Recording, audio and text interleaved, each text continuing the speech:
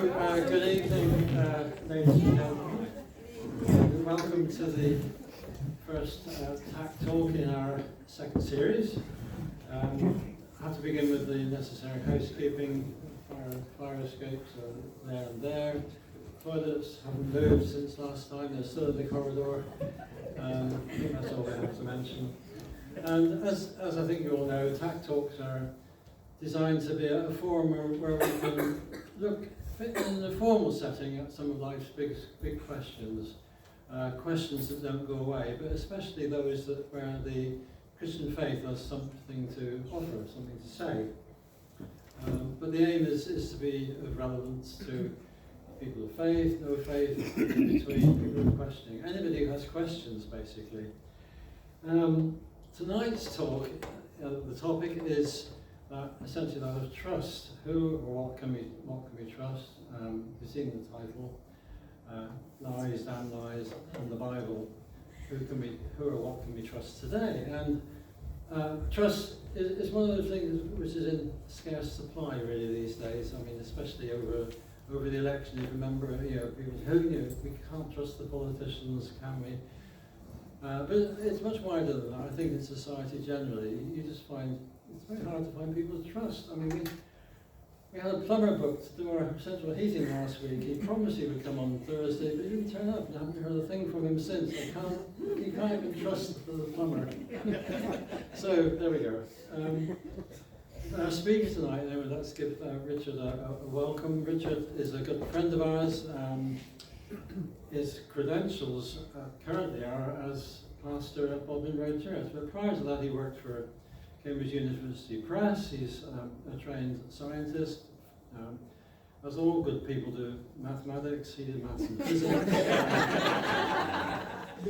So he's sort of widely qualified, not just as a pastor or a theologian, but life's experiences as well. So I don't think I want to say too much more about Richard, but thank you ever so much for coming. Let's give Richard a warm welcome.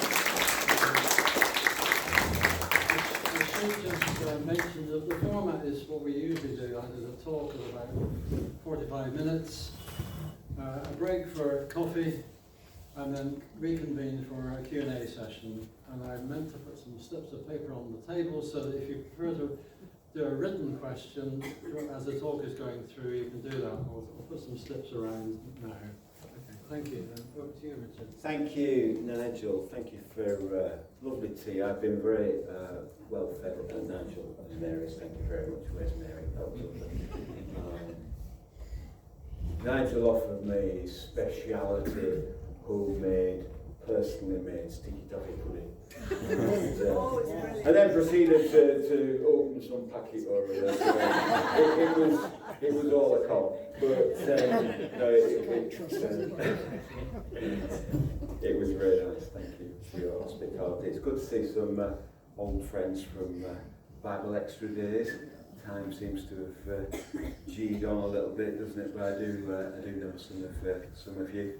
I'm going to say this at the beginning because I'll forget at the end. I brought two posters. Largely, if there's anybody from other churches or other places where there's a notice board, particularly this books one, if you could just take a poster and put it up, that would really help us. I won't explain it, you can read it for yourself. And this one, I'm looking for folk who can help with our eBay scheme. So again, if you're in another church with a notice board, and you could take one of those, then please do. Just ask your vicar's permission first, but that would be great. Well, it's really good to be with you. As Nigel said, my name is Richard Bentley. I am pastor of Bobbin Road Church, which is the church on Branshaw, and in fact, I am just into my 30th year in that post. We've got 2 sites on Branshaw, 5 staff, a charity shop, a full midweek social programme with over 200 people through our doors every week. But apart from that, like other vicars, I only work on Sunday morning. I am from Lancashire originally. You'll just have to forgive that and overlook that But you should know that my Bentley ancestors were actually all good Yorkshiremen from the Halifax and South Aram area. So I have always, I suppose, known deep down that it is Yorkshire that is God's county, really. I studied, as Nigel said, studied maths and physics at Leeds University in the 1980s, got a first, worked in scientific publishing with Cambridge University Press before I trained for ministry. I'm married to Lisa, we've got 6 children. The oldest 2 we adopted as teenagers, they are now 40 and 33. Yeah. Our youngest, Isaac, he's 18, he's still at home.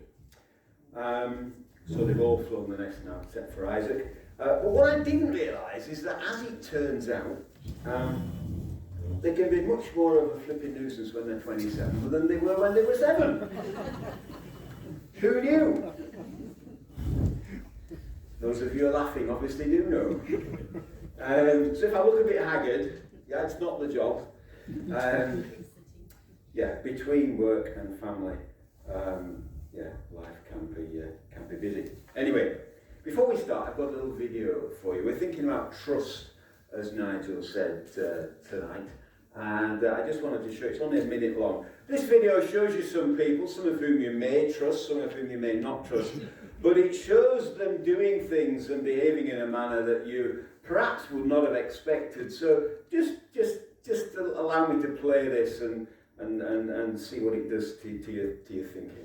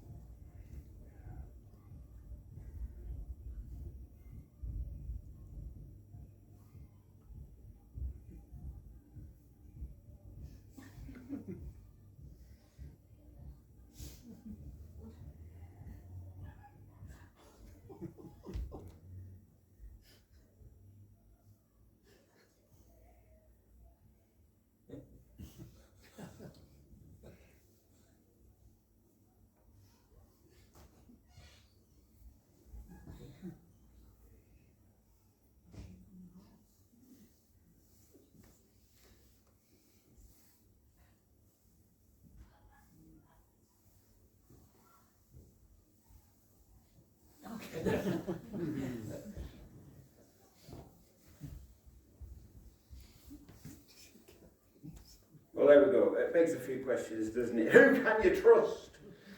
You know, who can you trust? And I don't mean, can you trust the Pope or Barack Obama? Because if you've not worked it out, that video, of course, is not real. It's what's called an AI deep fake. They're not actors. That's produced by AI. So it wasn't really them. None of that was real. But the fact that AI can do that makes the trust problem even worse, doesn't it? Because it's no longer a question of who can you trust, but it's a question of can you even trust what you see? What sources of information can you trust? Who is telling the truth? If playing video footage doesn't necessarily tell the truth, if we can show the Pope holding up a shopkeeper, where does that leave us? What else can be faked and lied about? And not just by YouTube creators, but perhaps by media too, or even government. You know, in the West for a long time we've known that Russia and China are bad, nasty governments that are able to manipulate their populations through propaganda, and Orwell's Ministry of Truth in his famous novel 1984 was an excellent expose of all that. But what if that's coming here too? You know, I don't want to be a conspiracy theorist, but when the previous Prime Minister of New Zealand, here she is, if I can get my little clicker to go the right way. There we go, Jacinda Ardern. When she said this last year, we will continue to be your single source of truth. I shuddered, that's quite Orwellian really.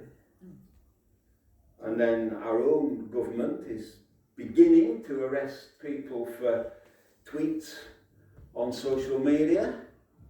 Even the spreading of misinformation now is almost an arrestable offence. Lindsay Hoyle said this just this month: misinformation is dangerous. No misinformation or threats or intimidation should be allowed to be carried out on social media. Sounds very well-meaning, but it's utterly dangerous.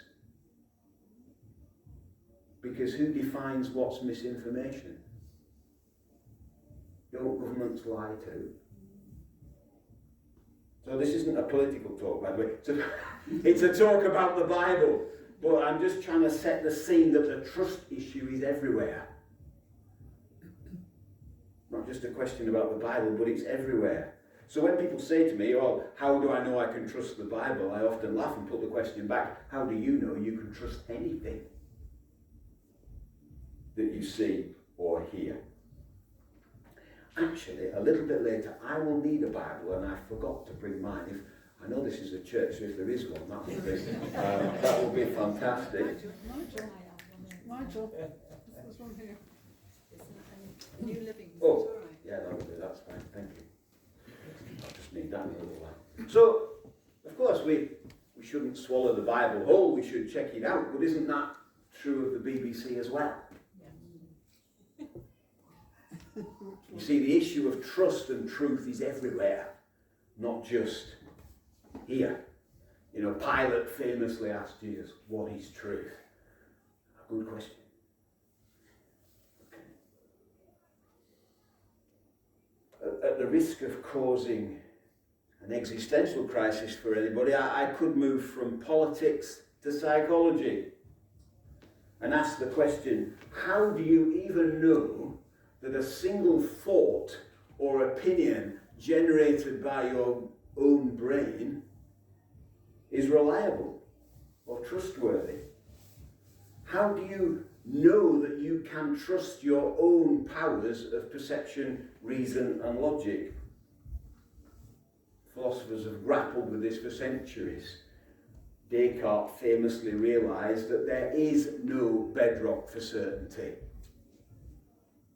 There's actually no grounds at all, philosophically, for assuming that my 3 pounds of grey matter possesses the capacity to arrive at the truth.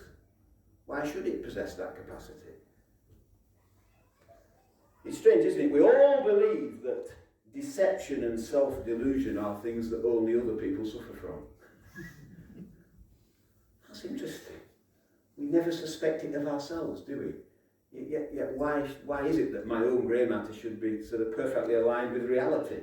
And Descartes famously stripped back everything as he tried to find some bedrock for certainty. He stripped everything back, and in the end, the only thing that he could be sure of was that since this question of truth was really, really bothering him and making him think hard, he concluded that he must at least exist. And hence the famous quote, cogito ergo sum in Latin, I think, therefore I am. He concluded, well, the only thing I can be sure of is that I exist. Because here I am, grappling with all this stuff.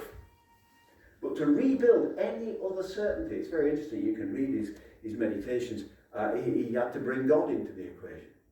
He could find no way of being certain about anything else other than his own existence without bringing God into the argument. Interesting stuff.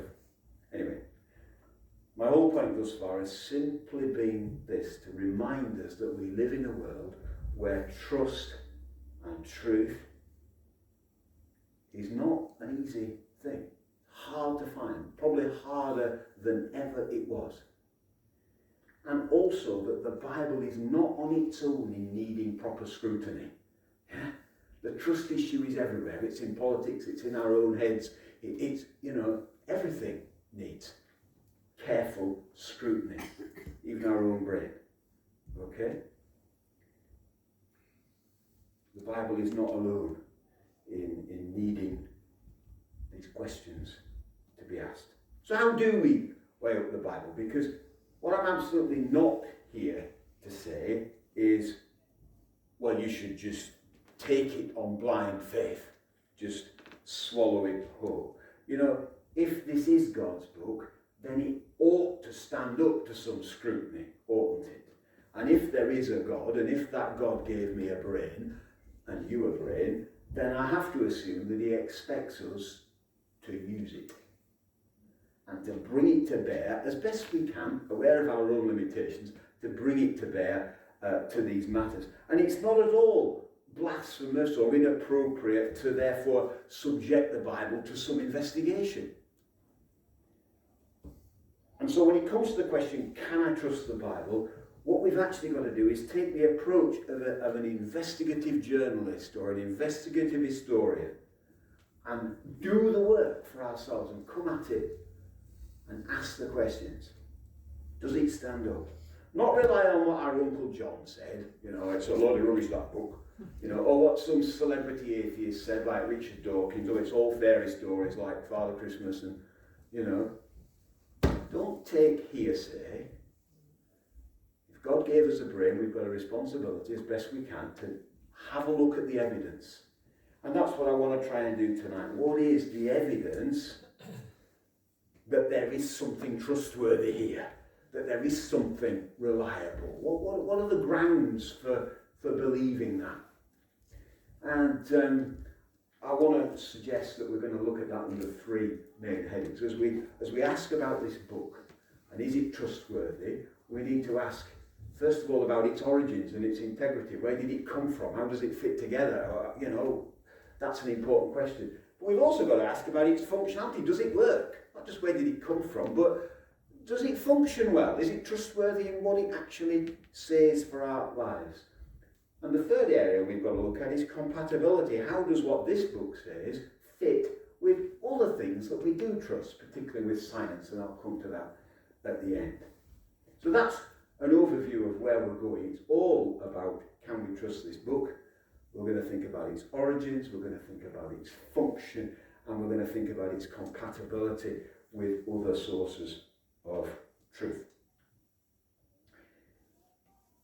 The problem when it comes to that first one is that there's lots of stuff in here. And when we start to ask the question, where did the Bible come from? Who wrote it? Why did they write it? How did it get to us? Has anyone altered it in the process?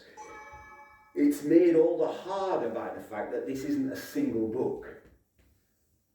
This is 66 books written by 40 odd authors over a period of pushing 1,000 years. And they're brought together. This is a library, not a book. And different parts of it, the answer about their origins and their integrity are different. So the way we look at Genesis, for example, and the way we look at the book of Psalms is different from the way we look at the Gospels, because they've come down different routes. And that makes it a complex question. So the only way we can fit things in tonight is to narrow the approach, and what I want to do is just look at the Gospels. And that's a fair way to proceed, because given that Jesus is the central character of Christianity, given that Jesus is the person whom Christians claim to trust and believe and follow, then it seems to me that it stands or falls on the material about him, and that's Matthew, Mark, Luke and John. That's the Gospels, the four Gospels. If they don't stand up to scrutiny, then I would suggest to you there's not much point worrying about the rest.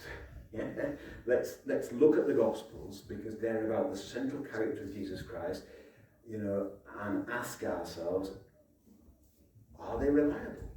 Can we trust what those four Gospels tell us? So that's where I'm going to zoom in. I'm aware I'm leaving out a lot of the rest of the Bible, but it's a big book, and we'd be here till tomorrow morning.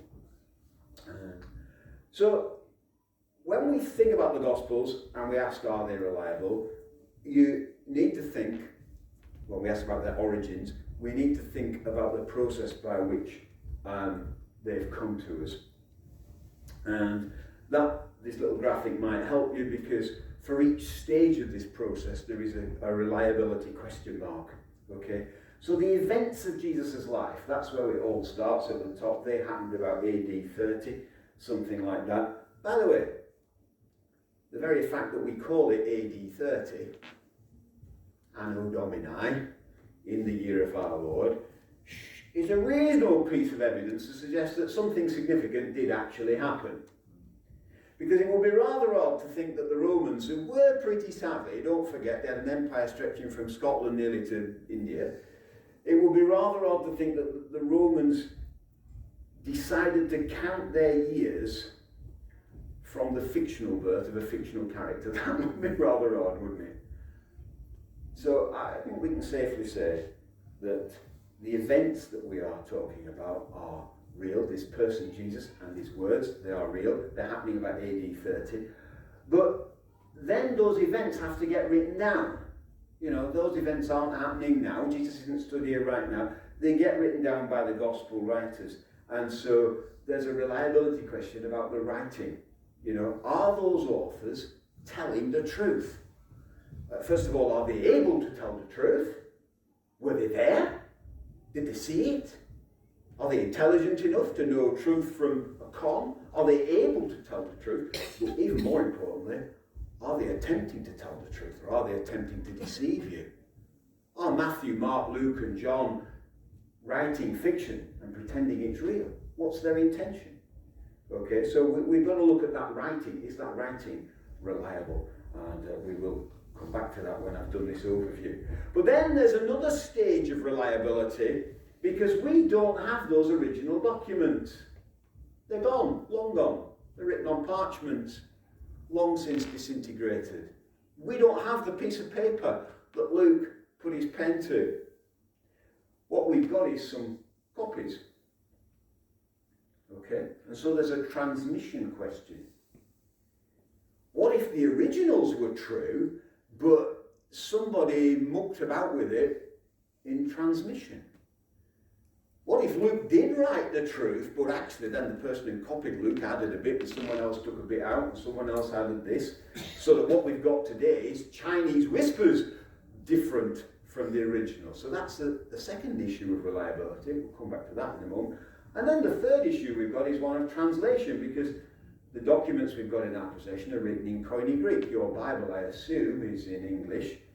And so there's a question of, well, can we actually translate it? Can I rely on my English Bible to reflect what the Greek says?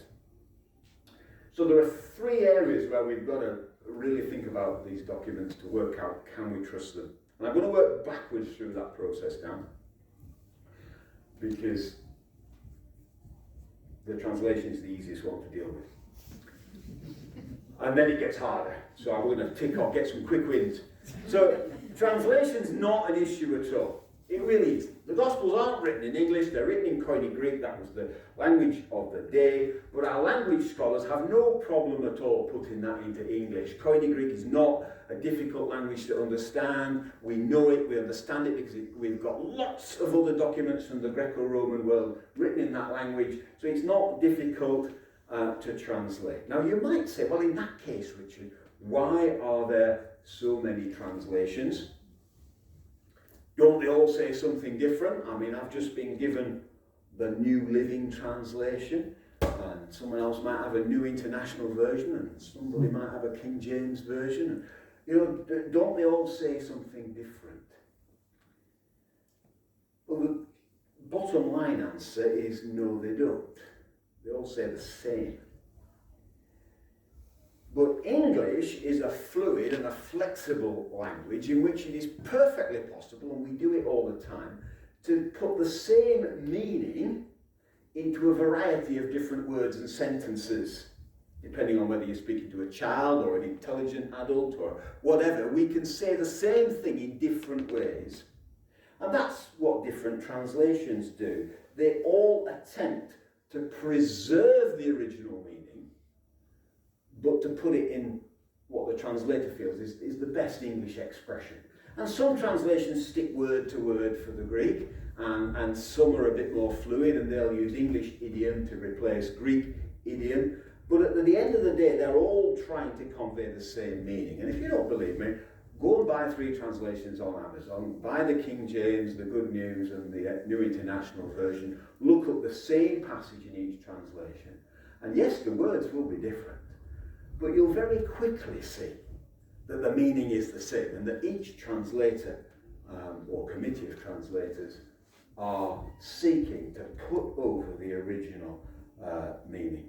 So translation, believe me, is not an issue. And if you want to pick a fight about the reliability of the Bible, that's not the best territory to pick it on, you know, because it's pretty easy to deal with. If you want that fight, there's probably other arguments that you would be better to pick. So what about transmission? Where are we going? Let's just hold back on that one for a minute. Yeah, we don't have the originals. We've only got copies. How do you know that things weren't altered along the way? How can you rely upon a copy that might be a copy of a copy that was made much later? Well, it turns out you can. And I can practically prove it to you. There is a science that the scholars of all ancient texts use, and it's called textual criticism. And it's a process by which they measure and study the reliability of ancient texts. And all ancient texts are judged by historians on two key scores. First of all, how many copies do we have? Secondly, what's the time gap between the original and the copy that we've got? So let's have a look at a few ancient documents. I don't know if you can see that. So there at the top is the writing of Herodotus, which was done about 480 to 430 BC. But our earliest copy, oh look, that's 900 AD. That's a time gap of 1300 years, and we've only got, that will be 8 copies. But he's relied upon by scholars as a reliable and accurate historian. Let's take Caesar's Gallic Wars, just jumping down the list a bit there, written about 60 BC, earliest copy, 900 AD, gap of 950 years, and we've got 9 or 10 copies. You can see a few others there, I won't bore you. But when it comes to the New Testament, the Gospels in particular, the gap between the original writing and the copies that we possess in our museums is only between 100 and 300 years. We've got the earliest manuscript fragments from about AD 130, but full copies a bit later. And we've got 5,000 of them in Greek, not just 10. The weight of document, the New Testament scores higher than any other ancient document on these scores because the gap is so much shorter and the number of copies is so much greater. Okay, you might well say, but still, Richard, even 100 or a few hundred years is still quite a while. How do we know that somebody didn't get in there in that gap? And even if Matthew, Mark and Luke told us the absolute truth, how do we know that someone didn't get in there and insert some extra miracles or change what Jesus said or muck about with it? Yeah? Well, I can pretty much prove to you that they didn't. Come with me on an imaginary game of Chinese whispers. So I want you to imagine that I call Mary forward and whisper in her ear a few sentences, and that she then goes away and repeats that to 2 or 3 of you, and you each then continue and repeat what you've heard to another 2 or 3 people. And after 10 or 12 generations of doing that, there will be about 5,000 people in possession of my original message. Okay? So just Chinese whispers, and 2 to the power 12 is about 5,000. So, eventually we've got 5,000 people who've now received my message down a transmission chain. Yeah?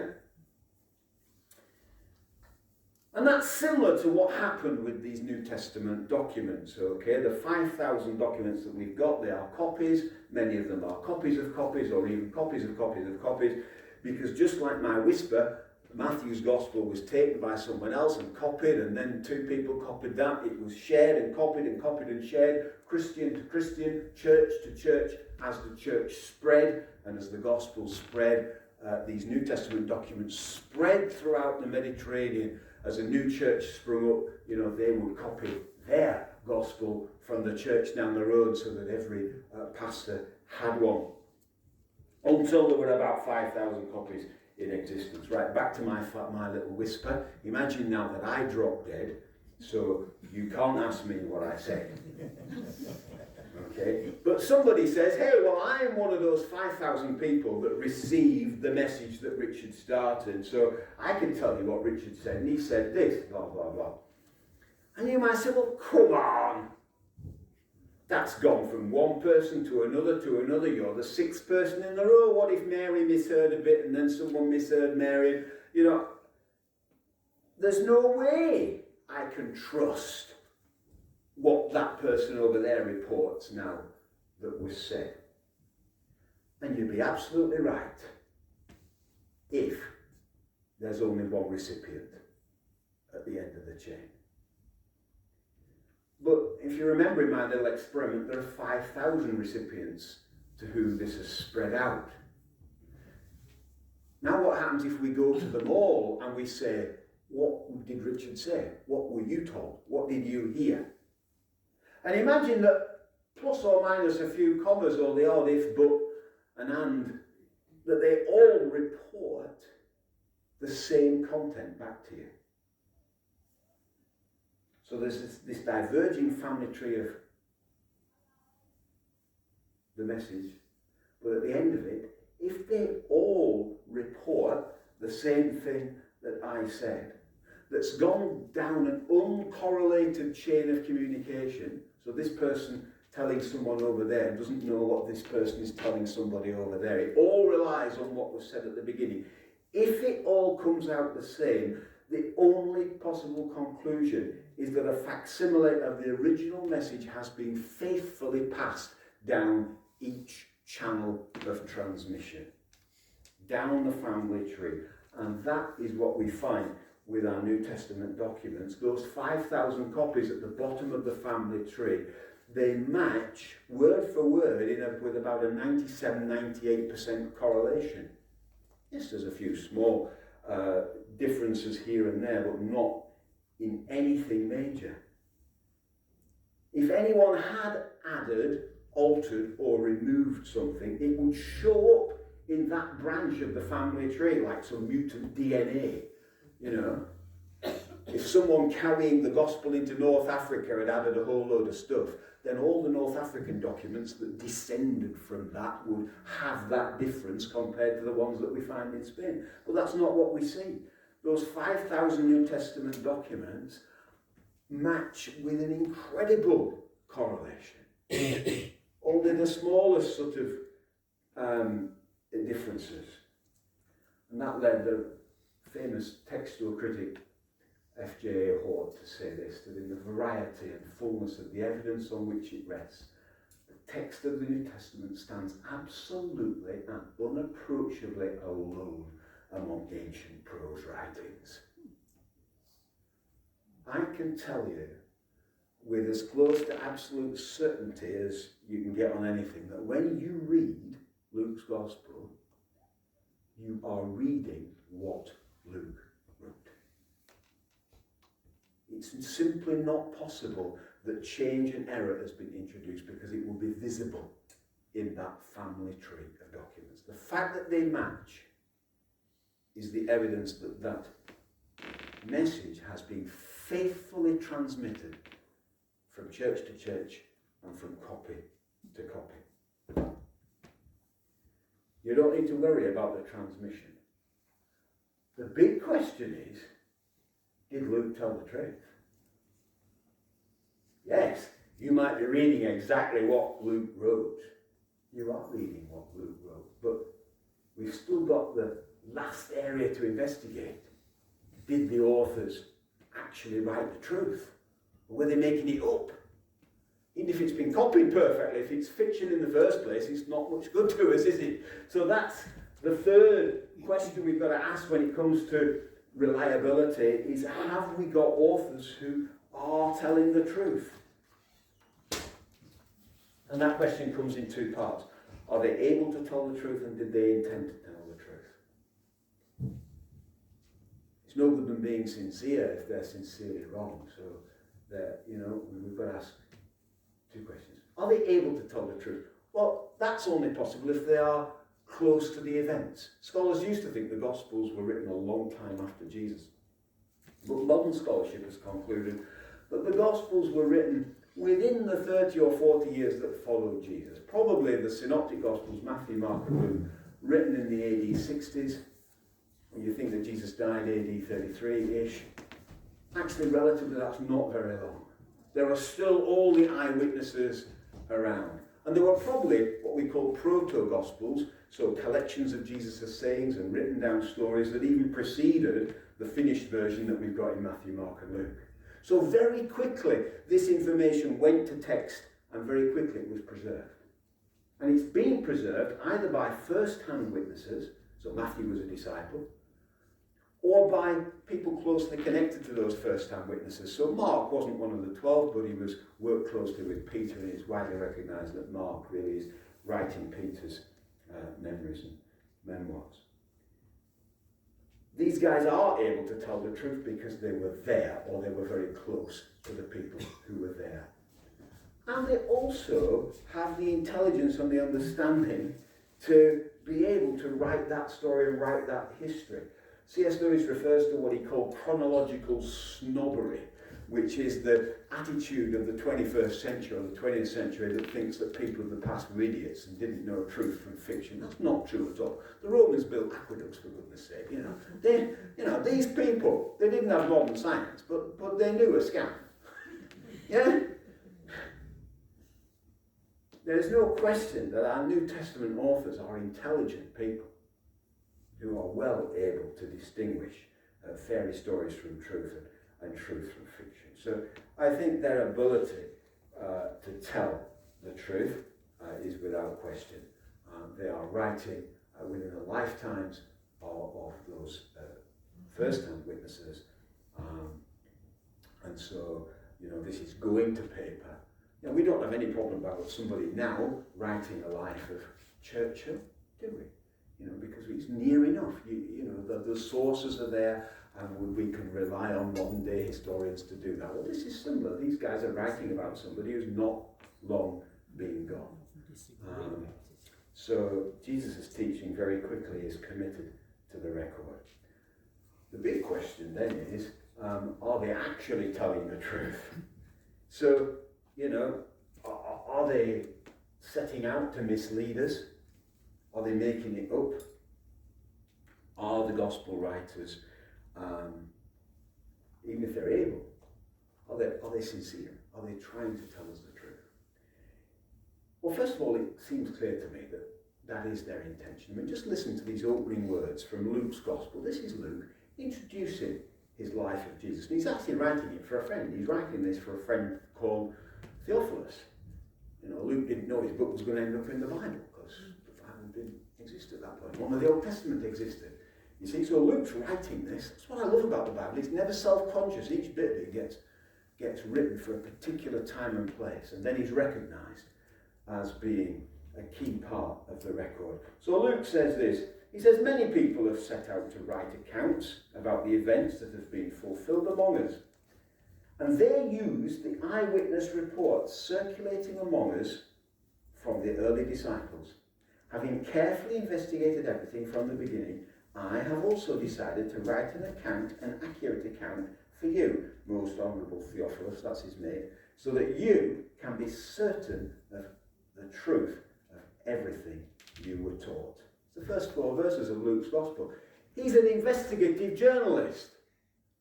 And he's saying to his mate, hey, I wasn't sure about this, but I've looked into it. And I've spoken to the eyewitnesses, and this is my record. Luke sets up his whole Gospel as being a factual account. But still, you might say, it's all very well him saying that. He might still be pulling our leg. And what you've got to do then is take the 4 Gospels together and look for the internal evidence of integrity and authenticity. And I want to suggest to you that there are a number of little giveaways within the Gospels that point to their integrity as opposed to somebody having made them up. So the first of all is that there's this marvellous balance in the four Gospels of corroboration and discrepancy. That Matthew, Mark and Luke and John are different. They're clearly written by four independent authors. And there are sufficient discrepancies in the way that a story is told that you can see they haven't all got their heads together and said, now how can we make this up? You know, for example, in John's Gospel, Jesus clears the temple at the beginning of his ministry. It's one of the first things John records. The synoptic writers all put it in Holy Week, just before Christ is crucified. There's a difference there. That's a discrepancy in timing of the event, but the event is told exactly the same way in each Gospel. Clearly the four of them didn't get their heads together and say, let's line this up. I like that. It shows independence of the Gospel writers. But the corroboration, it's the same story, the same context, the same event, suggests that that event really did happen. And I'm not too worried where John puts it in the story. So there's this lovely balance. It's the same with the resurrection accounts of corroboration and also enough discrepancies to show that they've not all got their heads together and conspired to make up a story. It's clear they are each recording what they remember happening or what they've been told happened. The second little bit of internal evidence is the accuracy of local data. Luke so often makes reference to places and to people that we know are correct. And Luke also wrote the book of Acts, and there's a famous incident place in the book of Acts where Luke mentions a Roman governor that for years historians said didn't exist and wasn't there. Luke's made it up. And then not that long ago, actually last century, somebody dug up an inscription to this. I've forgotten his name now. I should have just double checked this to this guy that Luke mentions in the book of Acts, and there he is. That's his name on the exact date that Luke puts in. I think it's in Corinth. Luke's an accurate historian. He nails his local data, people, places again and again and again. That's not the characteristic of a fairy story. Third little bit of internal evidence is that there is no sign of the gospel writers using Jesus to settle early Christian disputes. Now, this is significant because the early church fell out very quickly, like Christians do. And so, you know, the early church fell out. One of the big things they fell out over was circumcision. Okay? You know, the Jews got all their males circumcised, and the Gentile believers says, you can keep that Gillette well away from me, thank you very much. And there was a big disagreement.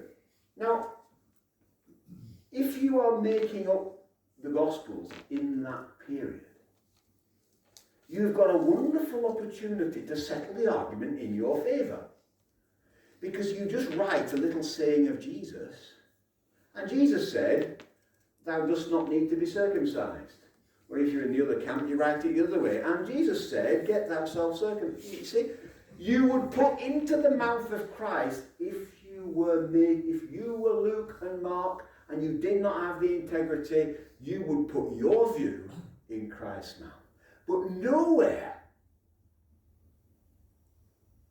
does Jesus speak on some of the key issues that the early church fell out about. And that suggests to me that the writers resisted the temptation to add to what he said. And they stuck, I think, to what he did say. So, another little internal sign in the Gospels is there is incredible restraint in the way that things are described.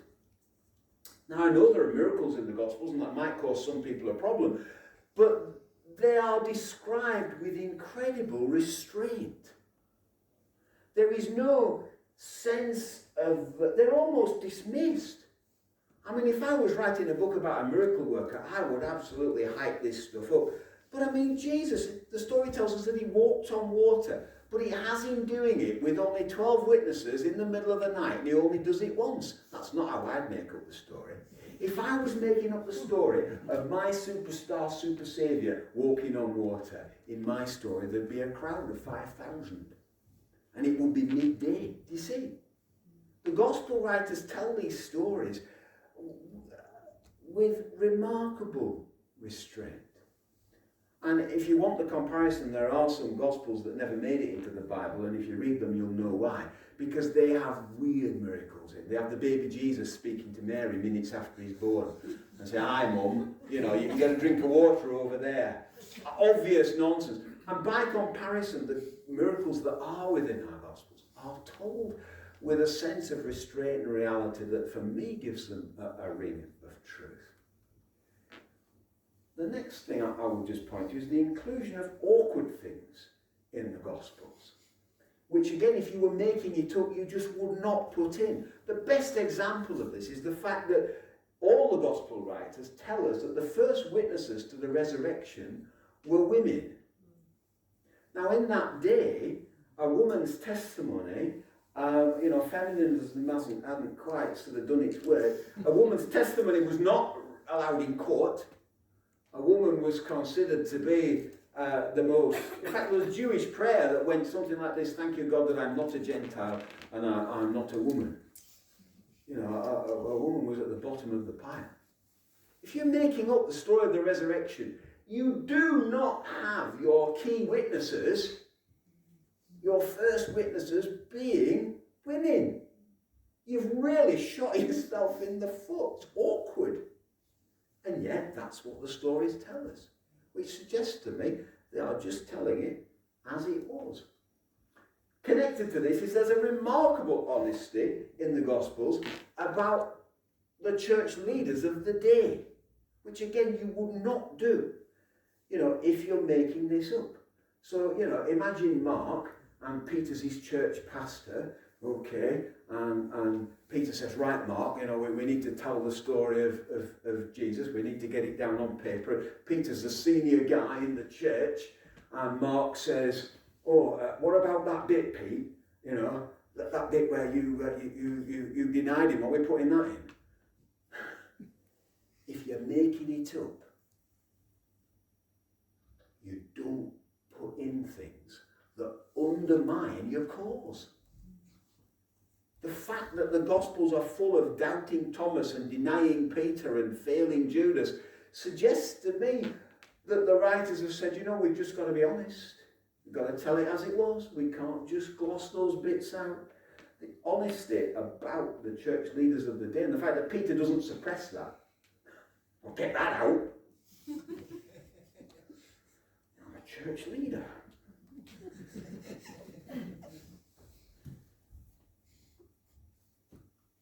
And my last question here is actually, would you die for what you knew was a lie?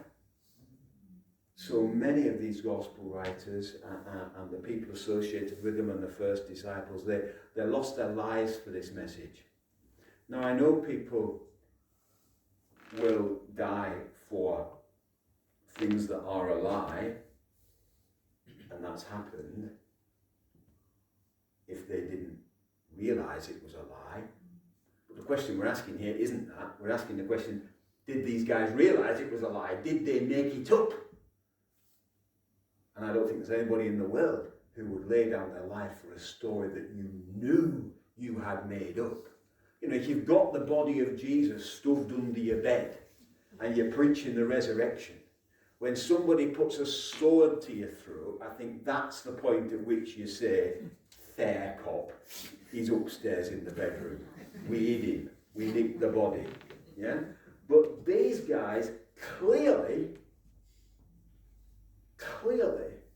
believed 100% in what they had put in these Gospels because they were prepared to lose their lives for it. None of that is proof, but taken together, all that internal evidence does suggest to me that these Gospel accounts of Jesus are written sincerely, and they are written as an attempt to convey to us, without omission and without addition, simply what happened. Read them for yourselves. I think you will find they have, as J.B. Phillips called it, a ring of truth to them. And they do not read like fairy tales. That's just some of the internal evidence. But the next area we've got to ask ourselves is, well, okay, does it work? Because we don't just want truth that's true, we want truth that works. Does it actually apply to my life? Even if it's true, is it relevant? Will it change me? Will it make a difference? Can I build my life on this? Does it work for me personally? And my time's ticking away, so I can't spend too long in this section, but over the centuries, and you can read their biographies, there are scores, hundreds, thousands of individuals, from statesmen like Wilberforce to individual people you've never heard of, who would testify to the fact that this book has changed them, that it works, that it's made them a different person, that it's inspired them, comforted them, encouraged them, corrected them, got them on track, that it's made a difference in their lives. It's certainly made a difference in countries. I can tell you for a fact, the nations where this book has the most embedded historical acceptance are the nations that treat women and children the best. Go do the research. Look around the world. Find the nations where this book has had the longest history in the culture of that nation, and you will find that its values and its culture, you measure them in the treatment of women and children. It's a good way to measure where a nation's at. This book has changed nations as well as individuals. It works. If you want to follow that up a little bit, there's a guy here, a little resource for you, Lee Strobel. Lee Strobel was a journalist some years ago. His wife became a Christian. He thought, oh my goodness, I've lost her. You know, she's joined a cult, she's joined the Moonies, she's got another man called Jesus. And, you know, and he set out to, he said to himself, I'm going to have to get into this and rescue her. And that book tells his story, The Case for Christ. There's a film made about it too. You can follow that up, you can find it on YouTube. The problem was that Lee Strobel brought all his academic, intellectual journalism to disproving the choice that his wife had made, and unfortunately he ended up converted. And the book that he wrote, The Case for Christ, sets out the evidence, some of which I shared with you. So it works, it changes lives, it does impact people, and there's a resource there if you want to follow it up. Final question. We've thought about the internal evidence and the source of those documents. We've asked the question, are they reliable? Do they change lives? Do they work? Final question, what about compatibility? What about other sources of truth? What about science particularly? Because it's no good saying, well, these stories have a ring of truth, they were written well, they don't appear to be fictional, and they've changed millions of lives. It's no good saying that if we actually have another area of research that contradicts that stuff. Because you might say, well, maybe the life change is just a placebo effect. You know, if maybe the writers just were a bit misled. You know, we've got to ask the hard question, you know, how does this fit with other stuff that we trust? Okay, because doesn't science tell us that miracles can't happen and that dead people stay dead? This is a big area. It probably needs a night all its own. So I can only give you a few brief pointers. The first one is just to say, personally, I have no problem at all finding compatibility between my faith and my science. I love mathematics, love physics. I don't have any problem. For me, they are answering different types of question.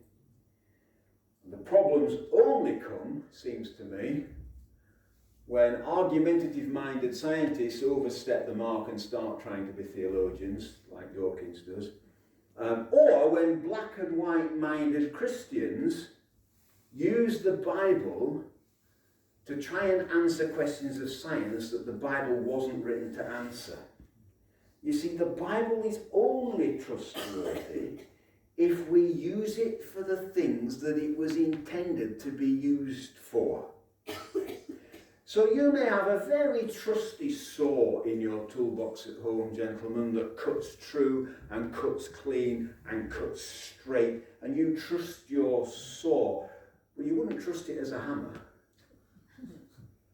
or a food mixer or to have a shave.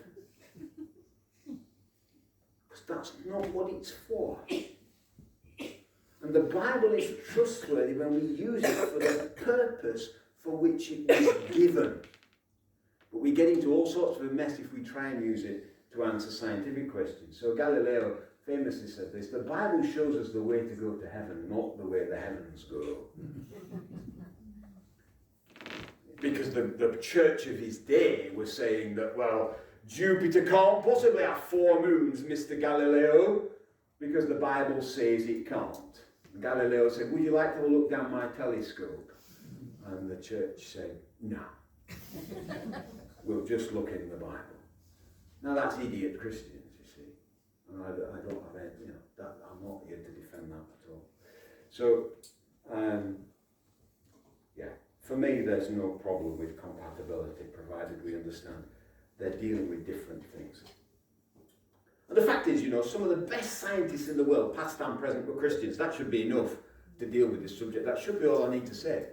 If some of the best scientists ever also had a Christian faith, then you ought to be able to say, well, clearly there's not necessarily a problem. Or else, what are those men and women doing? And if we had time, we could run through some of them. But we don't. You can look into that or ask me later. Let me draw it to a close. Time has gone. All I can say is personally, after 40 years, I became a Christian when I was 16, I'm 57. After 40 years of digging and reading and grappling with all this stuff and using the Bible in my daily life and using it in my job and constantly checking in with myself and looking back over it, I have become convinced that this book is something different to any and every other human book ever written. That yes, it's got human authors, and all the signs of those human authors certainly don't suggest that God somehow dictated it. But I am convinced that this book is different. That within the pages of this book, there is an encounter to be had with God, if you'll come at it with an open heart.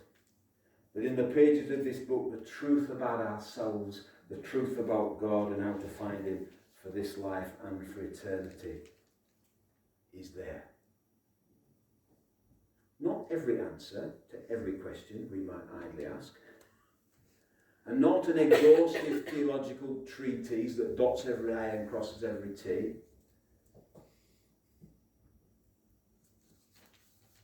but a place of life-giving truth. A trustworthy map for life and for eternity. A reliable mirror for our own souls.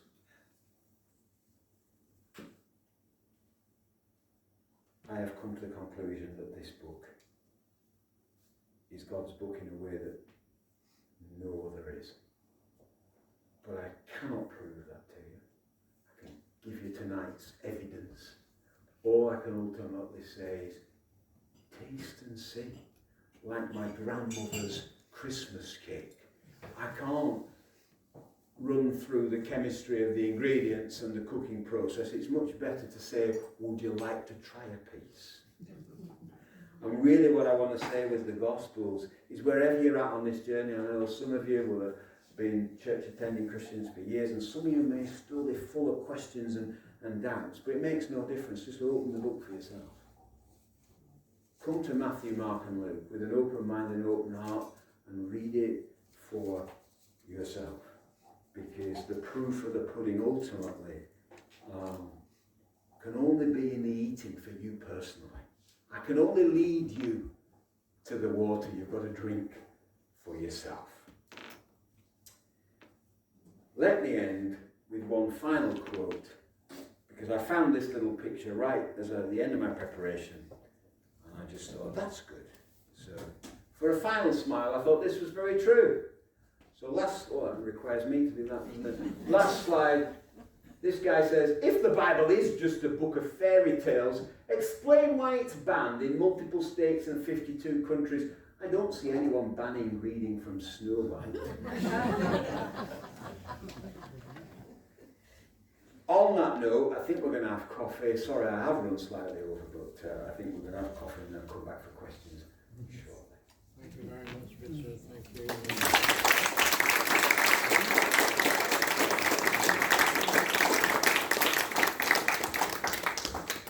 So, a 5-10 minute break for coffee, refreshments.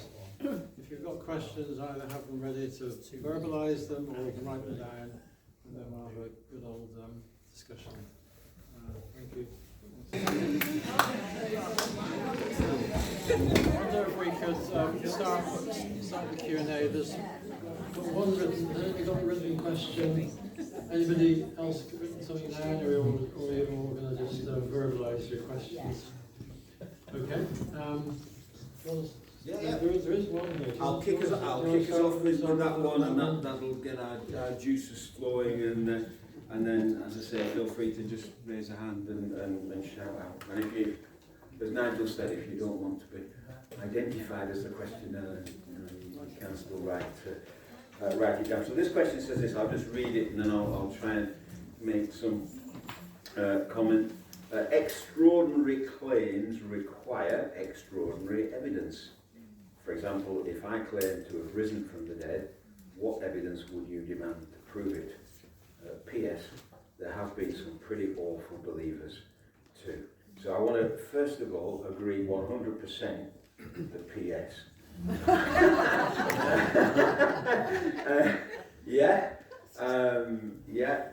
Sadly, the church is a very human institution and has had over history and still today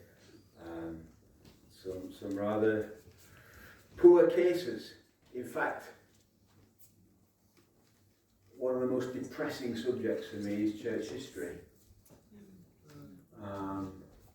When I look at the behaviour of supposed, never mind some Christians, but church leaders, I do find it quite depressing, because this message is supposed to work. It's supposed to change people, and only recently I heard the story. I won't share any names of a church leader in Hull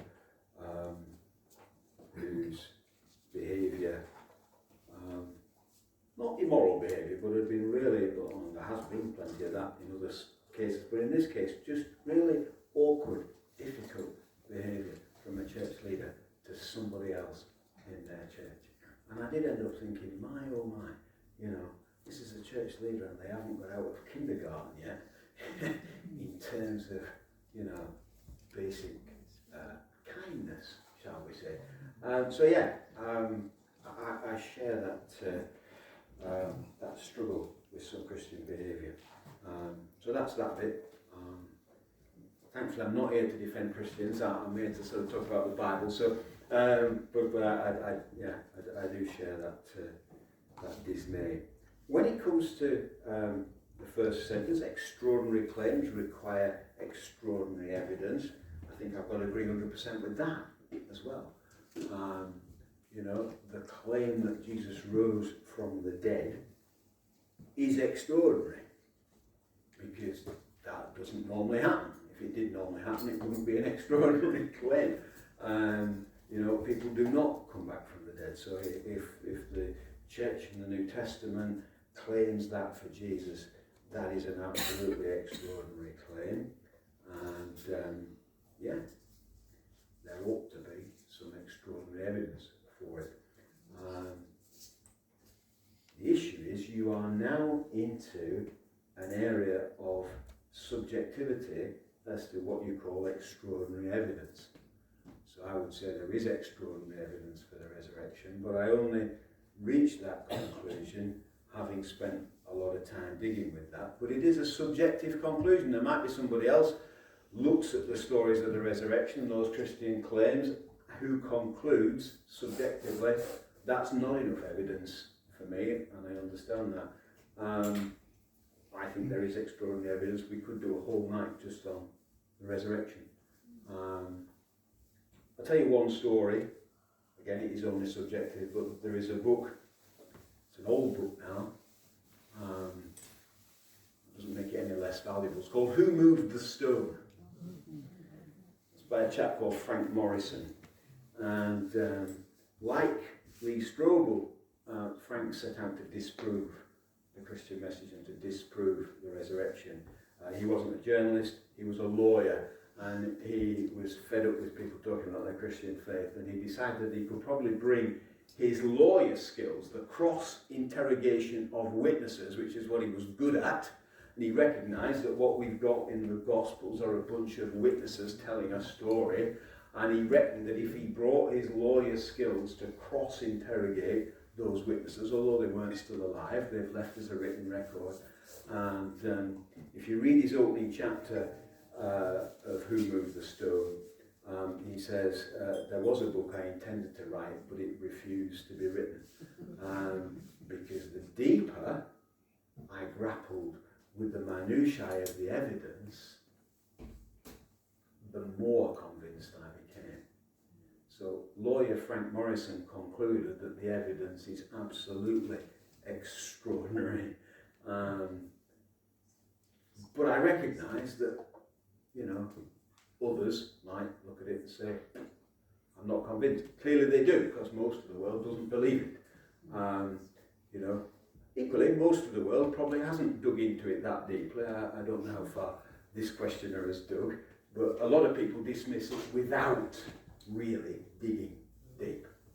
Morrison dug and brought all his lawyer skills into the depths of those resurrection accounts, and was shaken to his core that he could find no other explanation than that Jesus rose from the dead.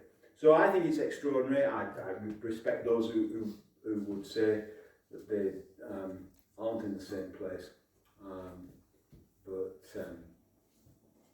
Yeah, that's probably the place to stop waffling. Robbie's waving a hand over there. I was just going to ask that regarding to the point of the authority of the Bible and its trustworthiness. A lot of skeptics often kind of critique the Bible as not being. Thank you. A lot of skeptics critique the Bible as not having all the answers and not correlating with all like the phantom discoveries. Out of some of the documentaries, and as you quite rightly said, like about Luke using his skills to be absolutely accurate. Many people have gone out into like these digging sites. Have found like what was written about Egypt in the book of Genesis and the use of straw in bricks. Where we've seen the straw in for all that time ago in the bricks that's been preserved. But why is the Bible the only book that we Christians seem to kind of hold with ultimate authority and not any other books as such? Again, like say more scientific books. I'm not sure I followed your question again. Just summarise your last bit. Yes.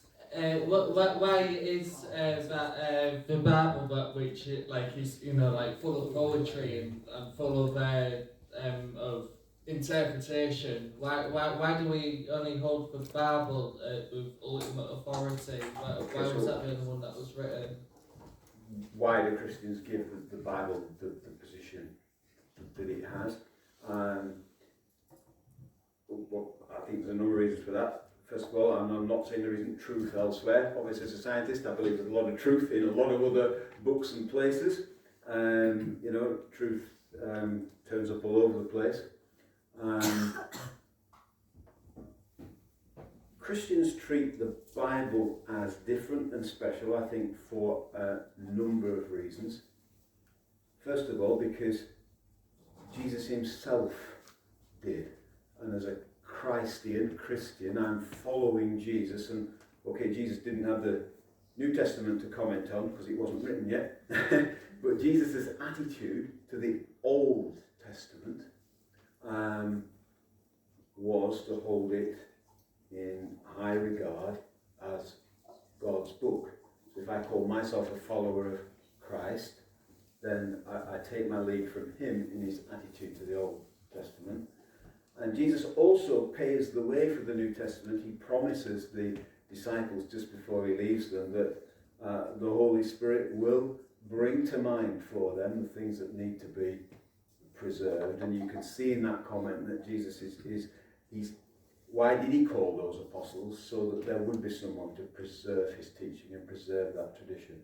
So, I think it starts with Jesus, and the early church then very quickly drew together and recognized those New Testament documents that had been written by the apostles and that had that sort of seal of authority on them. So both Christ itself and the early church have set us up with this book. But then I suppose my ultimate reason is a very subjective one. It's my personal experience. When I open it and read it and I try to put it into practice in my life, I find that there is something extraordinary going on, that there is something supernatural going on, that I might find truth elsewhere, but not in the way that this book challenges my soul and speaks to my mind. I just subjectively I find something different about it, and for me that's because it's got God's fingerprint on it. So part of my faith in the authority of Scripture is, yes, there are historical reasons which are slightly more objective, but also I've got very personal sort of reasons to trust it, because of the impact that it has. When I sit down and I open it and I read it. Don't know if that helps, but hopefully a little bit towards what you were asking.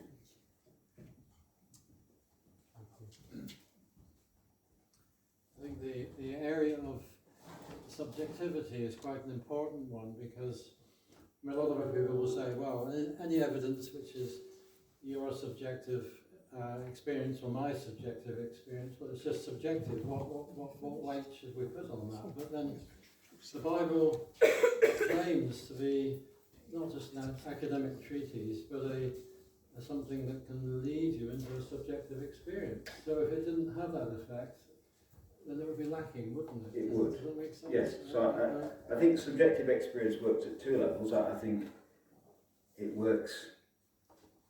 It works for me personally, and you might say, well, it would because you're on the inside, you already believe it, so it's working for you, and I accept that.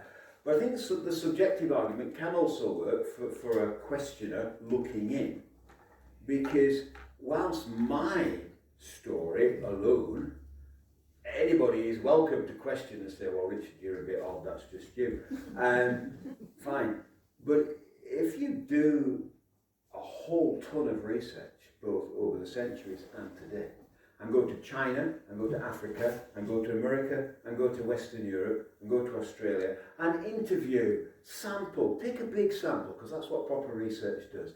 Take a big sample of a few thousand Christians and ask them their experience of God through the Bible, then you might find some very interesting common threads. And although each one of those stories is subjective, together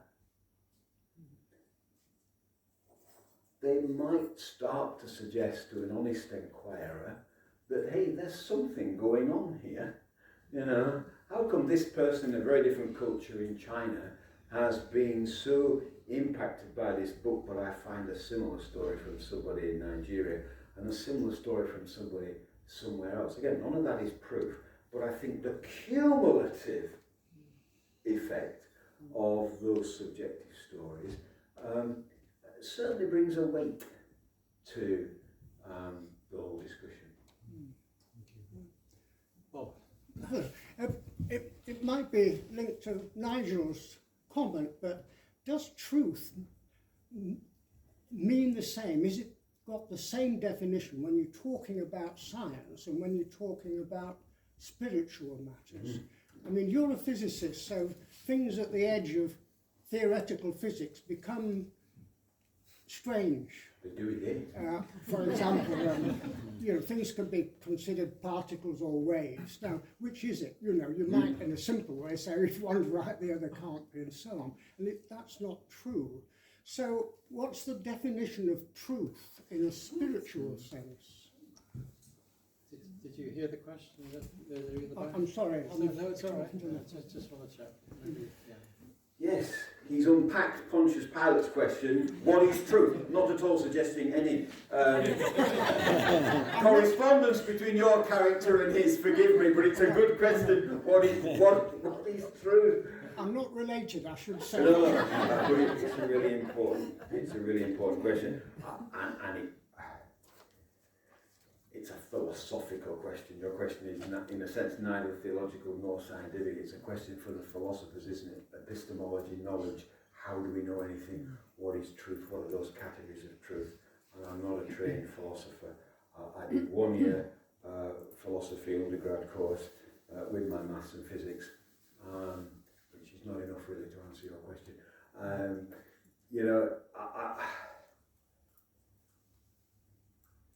For me, truth is about what is real, what is real, what actually exists. So a truth statement might be that the moon exists. True. Yeah. Well, I think that's true. As far as I can see, that's true. So that sentence, something is true if it corresponds to reality. Something is not true if it doesn't. So if I say the moon is made of cheese, pretty sure that's not true because it doesn't correspond to reality. So we're all on a journey where hopefully we should be trying to get the closest correspondence possible between what we hold in our minds and reality out there. The difficulty, and I think this is where the difference comes then, because I think so far that's the same for spiritual things and physical things. So if I say there is a moon, true. If I say there is a God, now we can't bring science to prove that, but it still is either true or false. We might all have different opinions, but it's still either true or either there is a God or there isn't. It's not a matter of opinion. The reality is one way or the other. And those people who say there is a God are either right or wrong, and those people who say there isn't a God are either right or wrong. That statement is not a statement of personal preference. This cake tastes nice. That's a matter of opinion. That's not a truth statement or a false statement. But when we say there is a God, it's still on the same level as when we say there is a moon. It's either right or wrong. The difference, sorry, I may have gone well off course from what you wanted, but forgive me. The difference is that statements about physical things on the whole can be proved either way, whereas spiritual statements, e.g. there is a God, are not subject to scientific investigation or proof. They may be subject to evidence, and I think there's quite a bit of evidence that there is a God, but it's certainly not proof. And so it is, I think, a different type of truth statement. I would still say it's not an opinion statement. It's either true or false. I say there's a God, I'm either right or I'm wrong. Please, I hate it when people say to me, oh, Richard, I say, yeah, I'm a Christian. Oh, that's lovely for you. So I can't believe, but that's lovely for you. No, if it's not true, I'm an idiot. It's not lovely. It is not. Christianity is not lovely. If it's not true, it is the most ridiculous thing ever claimed. That this guy rose from the dead, that there's a God, that we're all going to heaven. If that is false, if that does not correspond with reality, it is not lovely. It is a fraud. It is ridiculous. This is the whole point. Utterly ridiculous. Okay. If it is true, well, fantastic. Now, obviously, I believe that my statements about God and the resurrection do correspond with reality and therefore are true. The problem with the spiritual stuff is, I think the difference is it's not subject to the same type of inquiry. And in that sense, yes, I think it is a different type of statement. But nevertheless, it is still either true or false. It's just a bit harder to tell. It's just a bit harder to get to the bottom of. But I think those religious statements, they are still one way or the other. You know, and it's not just a case of, oh, believe what you like. You know, we should all be trying, not just to believe what comforts us, but to believe things that correspond with reality. That's the journey we should all be on. Getting the stuff in our head to match as closely as possible with the reality that's out there. That's scientifically, it took centuries to sort that out, but spiritually, yeah, it's hard too. A question to link to that, if Yeah, you like. well, yeah. Suppose we did prove that God existed, would it be then part of nature, or would he be supernatural? That's a good question, yeah. I don't have an immediate answer to that, because I don't think there's ever the opportunity to prove God, certainly not in the sense of scientific proof. It's a theoretical question, really. Yeah, so... Isn't that a matter of definition? But if you mean by, what do you mean by nature? By nature, Nature people part of the tend material to mean universe. material, yeah, the A material. facet of the material universe, not a separate And entity. actually, because I would say God is not a part of the material universe, in a sense, that's a reason for me why you could never find any sort of proof.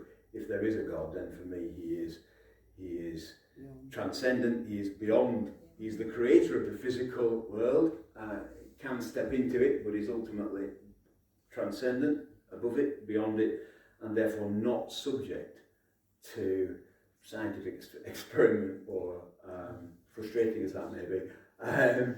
You know, that he is not part of those things that we can apply science to. But equally, do not ever make the mistake. There is a difference between science and scientism. I love science. Scientism is an ideology that says things are only true, indeed things are only real, statements are only true and only real if they can be demonstrated scientifically. And it sounds like a wonderful philosophy on which to build your worldview, and many atheists and scientists do, until you realise that the whole view is floating in mid-air, because the statement on which it is based is a non-scientific claim that cannot be tested in the laboratory. The claim that only statements which can be scientifically investigated are true, that statement cannot be scientifically investigated. It fails its own test. So scientism, which creates this view of the universe as Dawkins does, that it's only valid to talk about. I mean, Dawkins would shut down philosophy departments, theology departments and all the rest. You know, his claim that these things are not valid because they're not scientific is philosophically naive. And what's really interesting is that the best atheists, the real smart atheists, will tell you that Dawkins is an idiot. The real smart guys who know their philosophy will tell you that Dawkins' arguments are cheap, simple arguments designed for mass market people. You know, if you want to debate a serious atheist, don't pick Dawkins. So I don't know if that helps, but a few reflections back. Presumably you can prove that scientifically about Well, yeah, maybe not. But no, I did see a quote. I've forgotten who it's from now, by a philosopher atheist, who was very critical of Dawkins' approach to the whole thing. Yeah. Just one, if I may say it, just a comment about science. Do I need the microphone? I mean, there is such a thing as, there are two kinds of science. There's experimental science, and then there's historical science. In other words, the science of events that only happen once, like the Big Bang, origin of life, the development of life, and so on. And I think there you have closer parallels. I don't know what you think about this, Richard. You have closer parallels with whether the evidence for the resurrection is scientific or not. It's a one-off event, which can only be investigated by looking at historical records. So you know, historical science is very different from experimental science. I think that is true. There's a lot of stuff that You gave two examples, Big Bang and origin of life, which certainly cannot be subject to repeated laboratory experiments. Again, you know, so that's not to dismiss that science. Big Bang science is extraordinarily good. But it's a different sort of science to the stuff you can do in a test tube. Yeah, so even within science... Life could evolve multiple times across the universe. Say again? Life could evolve in multiple times across the universe. Do you believe that? I think it's quite plausible, isn't it? You do believe? Sorry, you do It's believe? quite plausible. Oh. Plausible, I said. Plausible. So, don't know. It's highly plausible.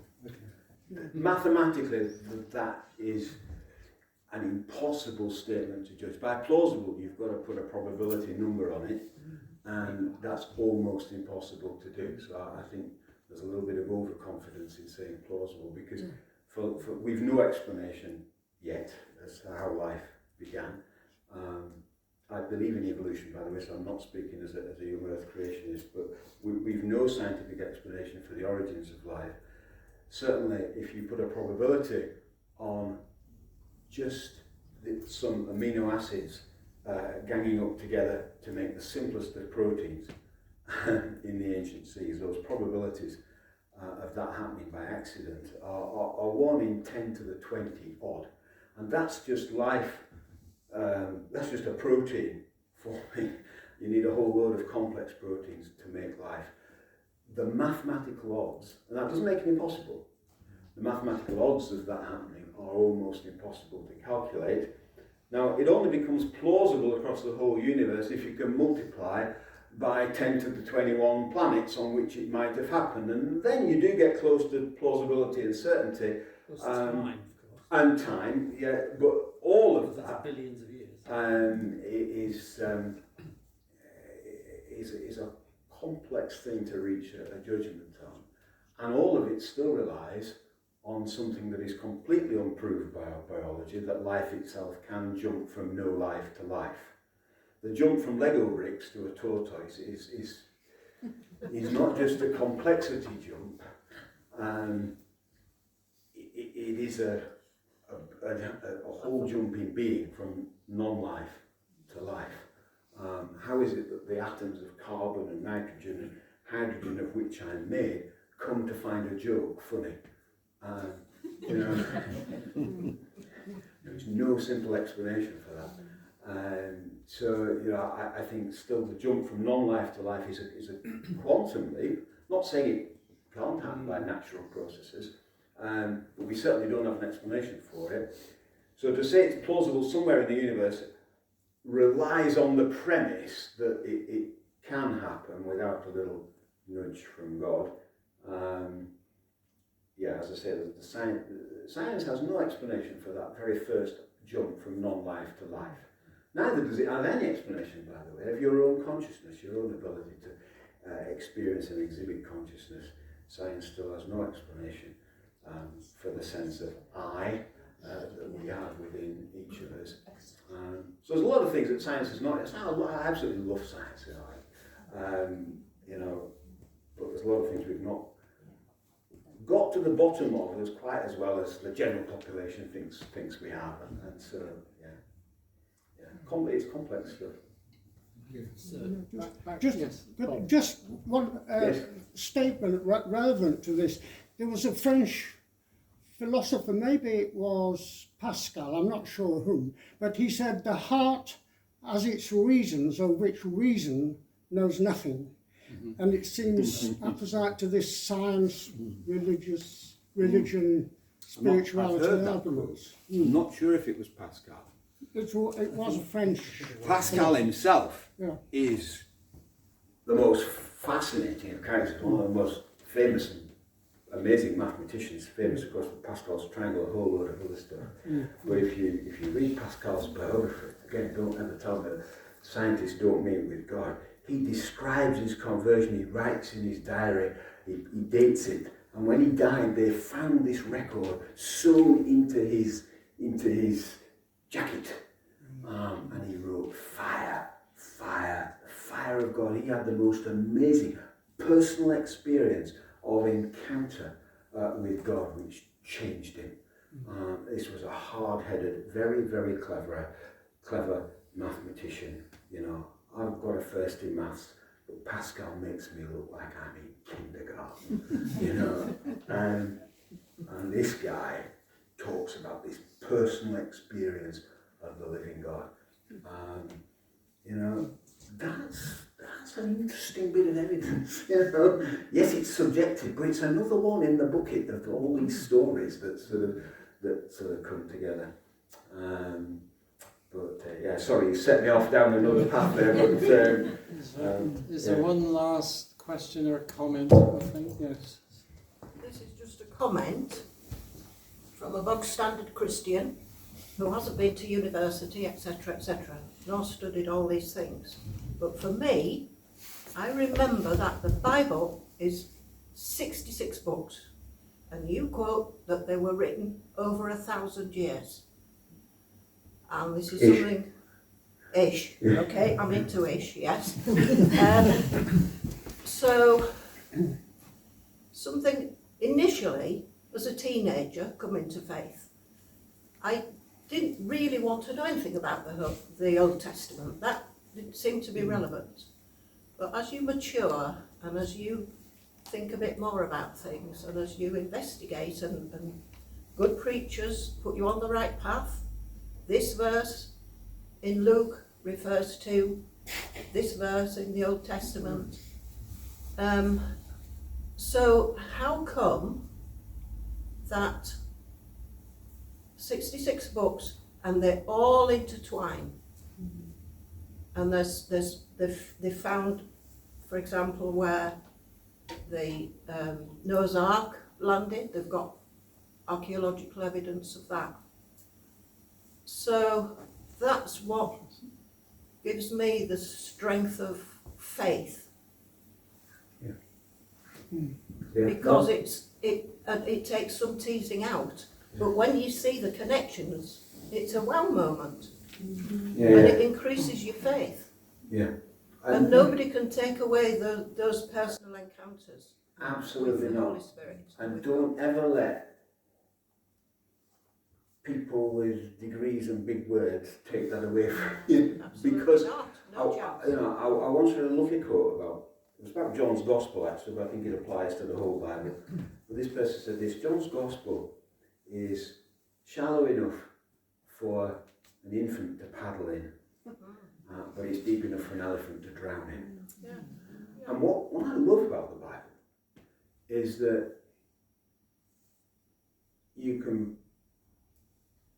every sort of person can come at it. Yeah. You know, doesn't need an academic degree, and we've talked some complex stuff, and that's fun. I enjoy doing that. But actually, that isn't a necessary tool. It's perfectly possible for, as you describe yourself, bog standard Christian, and they're generally the best. And it's perfectly possible for you, as you have done, to come at the Bible, and I don't think that's simplistic or naive at all, and find within it for yourself something working there, and a faith. And I think we've got to do both with the Bible. A lot of what we've done tonight is put it under us, and we've looked down on it, and we've subjected it to scrutiny. And that's good, that's healthy. God gave us a brain, so that's good. But I do two things. I've done that tonight, but there's another place where I've got to reverse the relationship, and I've got to let the Bible then put me under scrutiny, because that's what it's really for. It's there to be a mirror to my, soul, and a mirror to my life. And as an academic, there's a place where I try and study it, get my head around it, can I trust it? But then, as a broken human being, trying to walk along this world as best I can, and live my life and follow Jesus, is a place where, even though I've still got some questions about the Bible, and I do, loads of them, yeah, especially Noah's Ark, can't get my head around that, but, and even though I still have some questions about the Bible, there's still, what I need to do as a Christian is let it speak to me. Yeah. Just Yeah. put an end eventually to the scrutiny, and let it then mirror me and show me my dark corners and shine some light on my path and cut through to those deep places that need sorting out. That's its job. God didn't give us it to be an academic book, actually. He gave us it. The Bible tells us what it is. The Bible in one place describes itself as a lamp to our feet. It describes itself in another place as a mirror to reflect back on us. And in another place it describes itself as a sword or a scalpel to cut out and cut through, you know. God gave us the book to shape us. So the academic stuff's good, but ultimately the walk of faith is about reversing that role and letting it speak to me. Derek Prince is very good. Yes. Yeah. Derek Prince. Yeah. Thank you. Well, I suspect Richard will be hanging around a little bit after we formally close, and happy to talk. Please feel free to hang around and talk amongst yourselves as well. Before we actually thank Richard once again, I want to just mention the next of the talks coming up in just over a month's time. That is on prayer. David Hill, who is the man behind the Try Praying, if you know those booklets. The topic there is prayer, is there anyone there? So please come along and invite friends, spread the word. If you've enjoyed tonight, found it helpful, then spread the word, and that would be great. The third of the series in the autumn is a bit different. We're showing the film. It's a DVD of a film put together by John Lennox and Kevin Sorbo, who is a Hollywood star, not that well known to me anyway, but possibly known to some of you. It's a brilliant film. It's called Against the Tide. It describes itself as both a travelogue, a science documentary, an excursion into history, an autobiography, and much more. And John Lennox and Kevin Sorbo spend time in Oxford, in the Holy Land, and they go down historical paths. It's brilliant. So that's in November. So, and there's a leaflet at the back for you all to pick up, which has details of all those next two talks. So please take one of those and spread the word around. So all that is left now is to thank Richard once again for a brilliant talk. Thank you.